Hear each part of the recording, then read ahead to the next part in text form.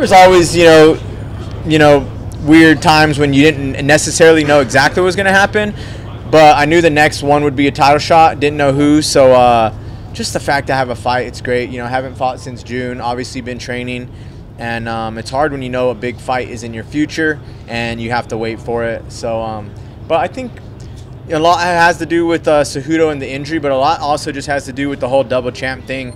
Something always happens, some kind of hold up or something with that. So, I felt it firsthand, but I'm glad we got it squared away and going for the title now.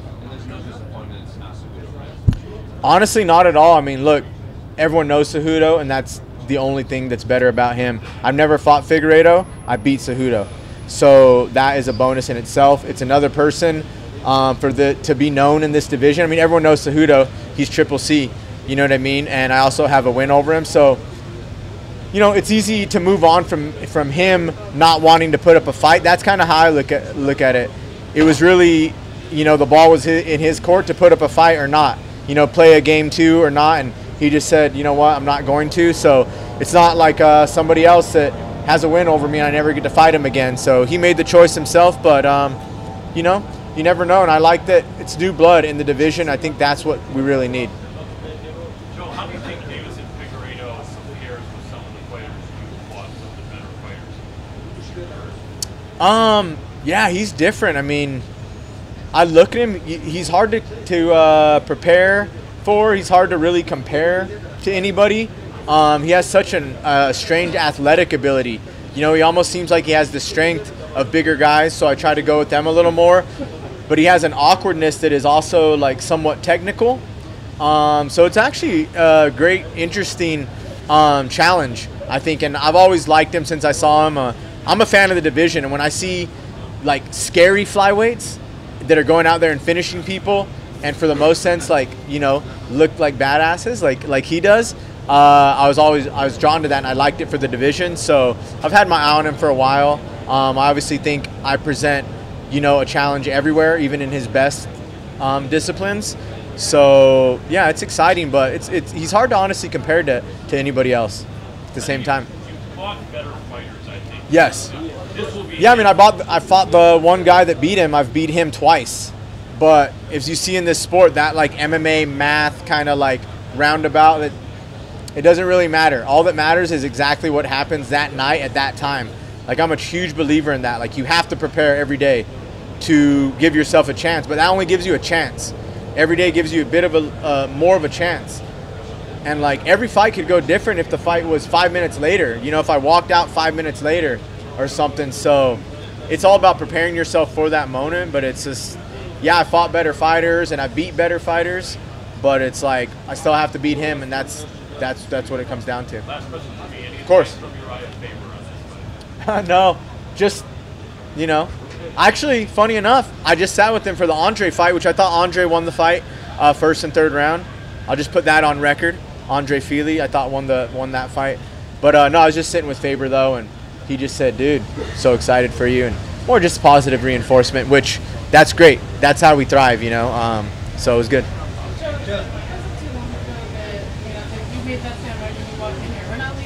Oh yeah, I did. Yeah. As of now, with this vacant title on the line, like, how much do you feel it's so important for you to make that kind of statement that keep the UFC flyweight division going strong?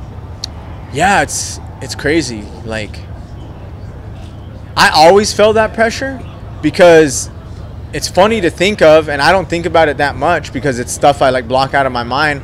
But like, I did this when the flyweight division was starting, the very first title fight, and it's very similar to this one, and I'm still in it, like past like 3 generations of title contenders, right, including me, and I'm still there, and it feels very similar. Whereas like the first one, like you're supposed to represent it, you're supposed to win, and then it's supposed to have this, so it feels very similar. So as far as the pressure part of it, it's not that different because I felt that the whole time. The division is new and has always been new, so you're always still fighting, with a little bit of not only the pressure you put on yourself, but a pressure if you start a division and care about it, with the pressure to kind of like represent it. So to me, I like it because it's just a bigger, it's a bigger fight to represent it. You know, I used to be able to represent it here on this card, So doing it in a title fight on ESPN is just is a nice time. Joseph, people don't talk about it a lot, but you've been, you know, at the top since the days in the WEC at 135, you know, years ago. Here you're still at the top, you're fighting for the title. What's been the secret for yourself for your longevity to be at the top? Oh, I love you asked that. Honestly, a lot of luck, I would say. Because I think everything's luck. Like, just the fact that one person can do this and another person can do that, like, it's easy to say, oh, well, you know, I was able to do this or do that, or I worked hard, but that's not a recipe. Like, you're just lucky along the way. But to answer the question, my main source of longevity, I think, for me is gratitude, because I honestly feel lucky every day, like, to do this. Like, I was excited to, like, film everybody, and, like, going in to work out. I have a positive, I think I just feel lucky every day, like, you know, and I try to just remember that every day.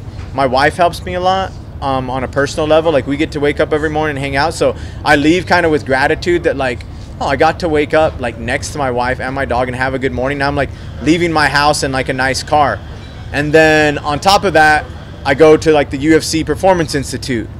So, you know, a lot of people think fighting's a hard job, and the physical part of it is hard, but they're like, rise and grind, rise and grind. It's like, you literally go in and, like, you, like, check in with your fingerprint and get a smoothie. You can go sit in the sauna. A guy has, like, a workout for you on, like, an iPad. So at the end of the day, you just are like, wow, I'm so lucky to do this. And when you feel lucky for something, you really want to hold on to it. So in fighting, it obviously takes inspiration, and you need that inspiration every day. Sometimes you lose it if it's just like, I had a bad childhood. Like, you can't be motivated by that for so long. Or my dad was an asshole. Like, you can't be motivated by that long. But for me, I kind of find, like, a new motivation with the gratitude kind of every day. And even in my fight, when I walk out, I kind of just look and I'm like, this is cool. And I, like, feel lucky. So you're more likely, I think, to want to hang on to something and try a little harder when you just, you know, feel like something, like, you're lucky doing something. So honestly, like, the gratitude I feel every day helps me. Obviously, preparation is preparation, but through feeling lucky that I get to roll, I try my hardest every day. I try my hardest for a 5-minute round, the next 5-minute round. I don't want to lose any position because I want to hang on to that, you know. So that's it, I think, as far as longevity. Joe, you spoke about New, but what did you make of Askarov tonight? Because a lot of people are very excited about him in Russia and Europe in general. Yeah, he looked very good. Same thing. I just love the new blood. Like I said, it's cool that was in the first title fight, and now I'm in, like, the 15th title fight also years later. But the people along the way are what makes the future interesting. You know, Askarov in general, who beat since that's your question, who beat a title contender in Tim, that shows him. But if you look at his last fight, he also had a draw, which with Brandon Moreno, who is another great, you know, new blood in the division. And I think Brandon won that fight, and a lot of people like him as well. So just in general, you can look, you know, at the future still. And I think that's what's cool. Like, obviously I have a fight in front of me, and it's cool to see, like, I'm still for a title fight.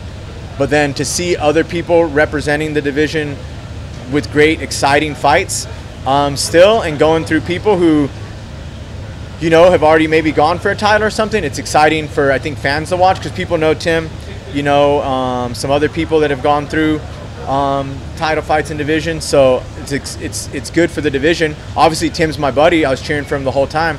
But it's just good to have, you know, new blood.